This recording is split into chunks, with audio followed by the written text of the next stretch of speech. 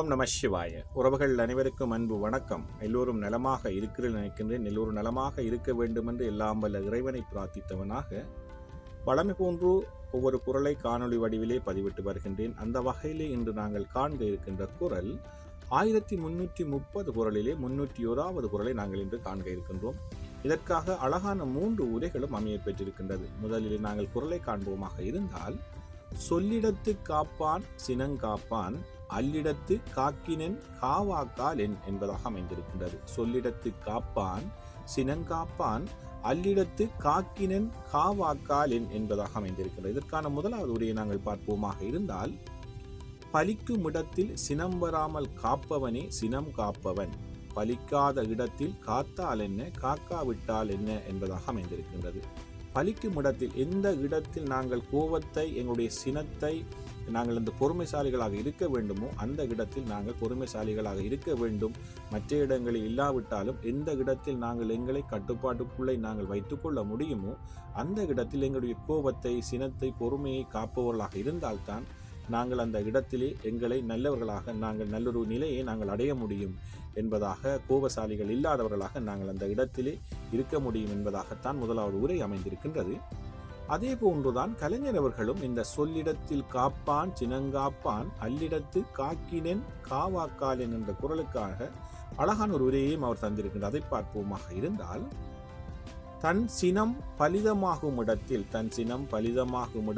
சினம் கொள்ளாமல் இருப்பவனே சினம் காப்பவன், பலிக்காத இடத்தில் சினத்தை காத்தால் என்ன காக்காவிட்டால் என்ன. எங்களுடைய கோபத்தை தூண்டக்கூடிய இடங்களில், எங்களுக்கு அதிகமாக கோபம் வரக்கூடிய இடங்களிலே, சினம் கொள்ளக்கூடிய இடங்களிலே நாங்கள் எங்களை பக்குவப்படுத்தி கொண்டு சினம் கொள்ளாதவர்களாக பொறுமைசாலிகளாக இடம்பொருள் ஏவலிருந்து நடக்கக்கூடியவர்களாக இருப்போமாக இருந்தால் நாங்கள் தான் தலை சிறந்த ஒரு பொறுமைசாலிகள் என்றவாறு நாங்கள் எங்களுடைய வாழ்க்கையை நாங்கள் மாற்றிக்கொள்ள முடியும். அதைத்தான் கலைஞர்களும் சொல்லியிருக்கின்றார்கள்.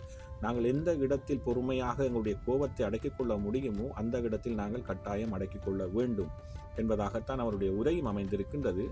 அதே போன்றுதான் சாலமன் பாப்பையா அவர்களும் சொல்லிடத்தில் காப்பான் சினங்காப்பான் அல்லிடத்து காக்கினன் காவாக்கால் என்ற குறளுக்காக அழகான ஒரு தெளிவான ஒரு உரையையும் தந்திருக்கின்றார். அதை பார்ப்போமாக இருந்தால், எங்கே தன் கோபம் பலிக்குமோ அங்கே கோபம் கொள்ளாதவனே உண்மையான கோபம் கொள்ளாதவன், எங்கே தன் கோபம் பலிக்குமோ அங்கே கோபம் கொள்ளாதவனே உண்மையான கோபம் கொள்ளாதவன், பலிக்காத இடத்தில் கோபத்தை தடுத்து என்ன தடுக்காவிட்டால் என்ன என்பதாக அமைந்திருக்கின்றது.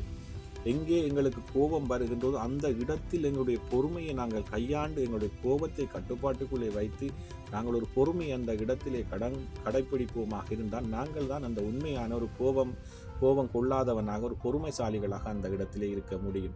உண்மையிலேயே நாங்கள் எடுத்த உடனே நாங்கள் கோபப்பட்டு சில முடிவுகளை எடுக்கின்ற பொழுது எங்களுடைய வாழ்க்கை எங்கேயோ திசை திரும்பி போகக்கூடிய சந்தர்ப்பங்களும் இருக்கின்றது.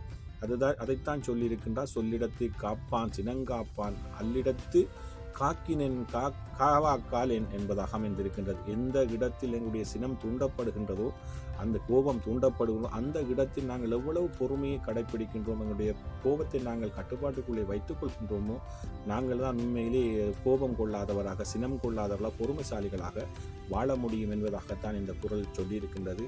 கோபத்தால் எத்தனையோ கெட்டதுகள் நடந்திருக்கிறது, எவ்வளவோ பிழைகள் நடந்திருக்கிறது. அது கோபம் அந்த சந்தர்ப்பங்களுக்கு ஏற்றவாறு எங்களுக்கு ஏற்படும். அந்த சந்தர்ப்பத்தை நாங்கள் நிதானமாக கோபம் கொள்ளாதவர்களாக நடந்து கொள்வோமாக இருந்தால் எங்களுடைய வாழ்க்கையும் இன்பகரமானதாக அமையும். நல்லொரு வாழ்க்கை பயணத்தை நாங்கள் வாழ முடியும். அழகான ஒரு குறளாக அமைந்திருக்கின்றது.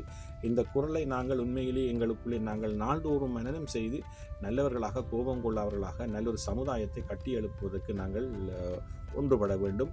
சொல்லிடத்து காப்பான் சினங்காப்பான் அல்லிடத்து காக்கினன் காவாக்கால் என்கின்ற குறளை நாங்கள் உள்வாங்கி நல்லவர்களாக வாழ்வோம். ஓம் நம சிவாய. நன்றி, வணக்கம்.